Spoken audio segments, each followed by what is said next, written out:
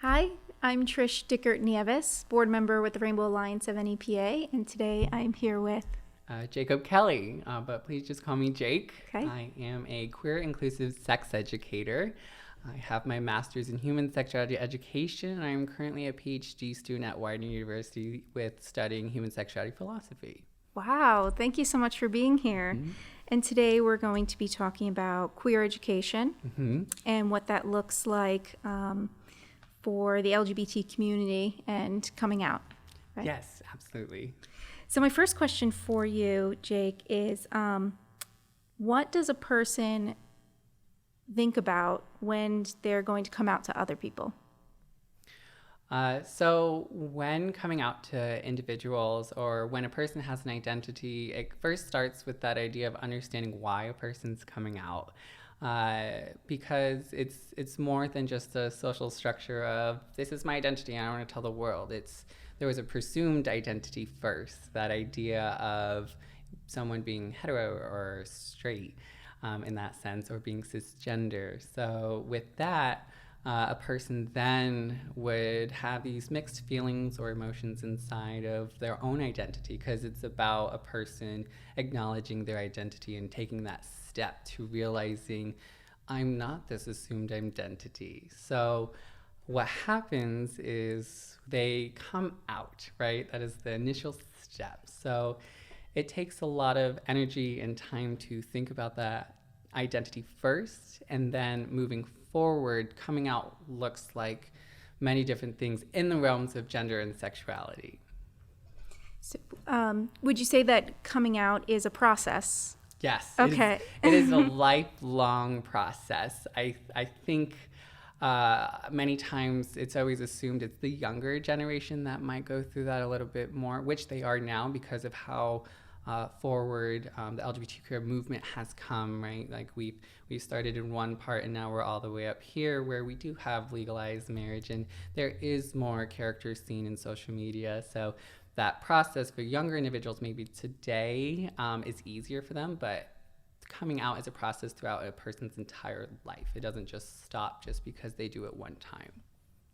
Can you elaborate a little bit about what the coming out process looks like? Like, what do those steps look like for a person? Yeah, so in my background with being a queer inclusive sex educator, there are many different understandings of what that process looks like. There's actually 6 steps within a theory, which is first realization and discovery. They have to figure out I'm different. I don't know how I'm different. I don't know why I'm different, but I'm different. And then a person then goes to that idea of coming out, like they tell maybe that one person, or they tell their family or whoever they're close to, that initial, who is most meaningful to them. And then they go into this idea of socialization. Now, I came out, so now I have how do I go about the world? So that's that socialization piece of, well, before I'll take an example from myself. Before I wanted to wear earrings and a nice dress out, and I was like, I couldn't do that because no one knew my identity. Now I'm like, I'm out. Can I do this now? And go through those sometimes harder parts. And then after that is, I think about my identity, that positive identity aspect. Like, this is who I am. I socialize so much for this, and now I have to defend myself and be validated. And then lastly, the 5th and 6th step relate to just accepting, like, I'm a queer person. And then the final step, which is that 6th step, is just going out through life in that journey. You've come through that process and you've come through that development. Great. If we can just do a quick background, like an LGBTQ 101. Oh, yes. And so somebody coming out, what does that look like? What are they coming out as? Just to go back to that. Yeah, no, Okay, absolutely. So for an LGBTQ 101, what does that look like for coming out? So an LGBTQI 101, it really comes down to the idea of sex and gender, and there's different identities come with that. So I'll take sexuality first. That could be identities of a person being gay or identifying as a lesbian, bisexual, pansexual, asexual, queer. And so within the idea of sexuality, it's different than being heterosexual, of what's the norm, I guess, to call it. I'm not a fan of that word, but in this sense, to understand why a person would need to come out is those identities aren't considered the norm. It's not taught. It's not treated as something that, you can be given. So the 101 piece to that is, someone's coming out with this identity of a boy liking another boy, or a girl liking another girl, or a person whose attraction doesn't fit into that norm of, being heterosexual. And so it comes down to that basic principle of what is sexuality. So, and then with that also comes with gender, because now as we're in the movement of how non-binary and trans identities are, it's a movement we're currently in where we're seeing more recognition and more people who are trans and non-binary, such as myself, be present and coming out with their gender. I'm not cisgender, I'm a different person. I am of gender that is both male and female, or someone who was assigned male at birth is like, nope, I'm actually a female, I'm a woman. And so they, that looks different. So coming out in those pieces, on a 101 level is mostly just understanding people's sexuality and people's gender are just not what we assumed or ascribed what they were at birth, which would be that heterosexuality and that cisgender type of norm. And for those, I guess, who may not know cisgender, because that's more of a real newer term, is that idea when we're born, we ascribe people as male or we ascribe people as female, right? There's the binary.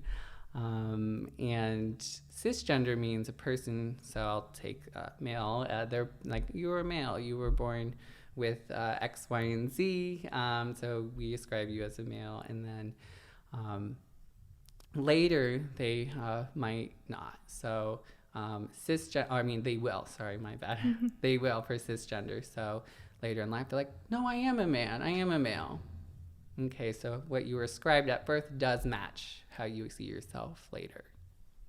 Thank you. I tried breaking that down as simple as possible. Thank you. No, it is. It's LGBTQ plus, right? So we want to be inclusive of everyone's orientation and identity expression. So it sounds like coming out is a process. It's as complicated and dynamic as each individual. What I wanted you to touch on maybe a little bit is about if those identities can change and how that affects the coming out process as well.